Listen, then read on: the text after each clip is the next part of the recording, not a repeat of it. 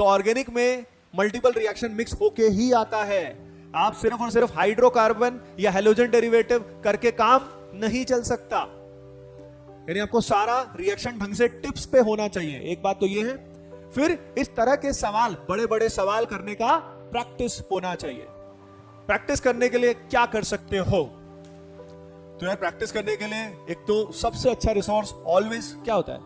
PYQ, previous year question जो बड़े बड़े हैं, अच्छे सवाल जो हैं, इनफैक्ट जो आपने पहले अटेम्प्ट किए थे लेकिन ऐसे ही, कई बार होता है ना अपन ऐसे ही कर लेते हैं या क्लास में डिस्कशन हो गया, उनको दोबारा भी कर सकते हैं। और जो बहुत सारे सवाल हमने ठीक से नहीं किए थे उनको हम लोग कर सकते हैं। तो PYQ is the number one thing.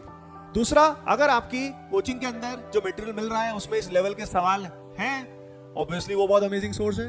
उसके अलावा केवीपीवाई के भी कुछ सवाल अच्छे होते हैं, ओलंपियाड्स के भी कुछ क्वेश्चन अच्छे होते हैं।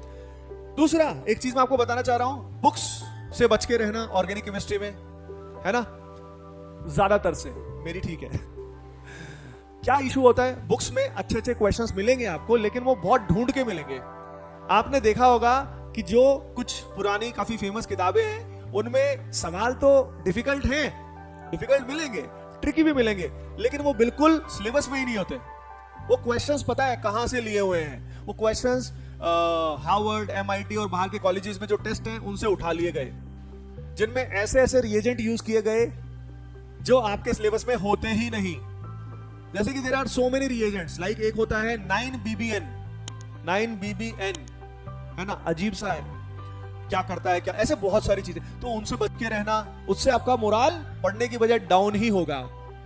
तो आउट ऑफ सिलेबस मत जाना। ऑर्गेनिक केमिस्ट्री में बहुत सारे क्वेश्चन आउट ऑफ सिलेबस हैं, जिस कारण हम परेशान रहते हैं कि भाई जो ऑर्गेनिक मैंने पढ़ी है और जो ऑर्गेनिक ये है इसमें बहुत फर्क है, मैंने तो इसके अलावा बहुत कुछ पढ़ा है।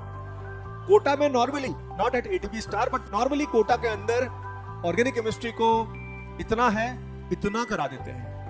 बट व्हाट इज बेटर, इतना ही करो, इसी को डेप्थ में करो, रिवाइज करो अच्छे से, ताकि ये टिप्स पे हो जाए, और बस सवाल करो रिलेवेंट मस्त वाले।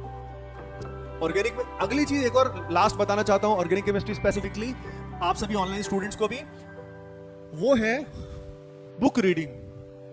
भाई अगर आप किताब पढ़ोगे तो आपको फील आएगी कंसेप्ट में। जो ये एस वाला पार्ट है, स्टेमिना वाला पार्ट, ये कहां से आएगा बोलो? क्वेश्चन से। किससे आएगा? क्वेश्चन से। लेकिन डेप्थ कहां से आएगी? पढ़ने से, रीडिंग से।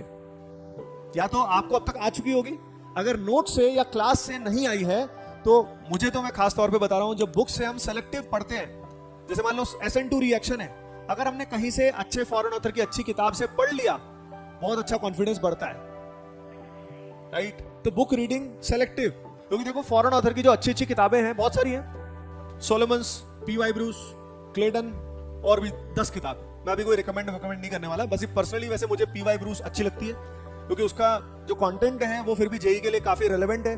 लेकिन वो बुक्स ग्रेजुएशन लेवल की होती है, यानी उसमें NMR स्पेक्ट्रोस्कोपी और बहुत सारे ऐसे चैप्टर्स होते हैं जो ग्रेजुएशन के दौरान केमिस्ट्री में आते हैं, जो आपके काम के नहीं है। तो आपको एंड टू एंड उसको नहीं करना होता, आपको सिंपली, समझ रहे हो आप क्या करना होता, राइट?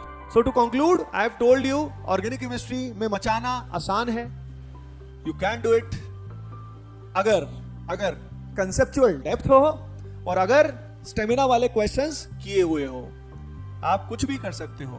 इवन सिमिलर बातें बाकी सब्जेक्ट्स में भी हैं, आप समझ ही रहे हो। एडवांस में वही स्टेमिना वाला गेम काफी रहता है, या तो सवाल ट्रिकी आता है, छोटा पैकेट बड़ा धमाका आता है, या ऐसा रहता है। उसके लिए बुक रीडिंग, सही सवाल करना और एंजॉय करना ऑर्गेनिक केमिस्ट्री में बहुत जरूरी है, राइट?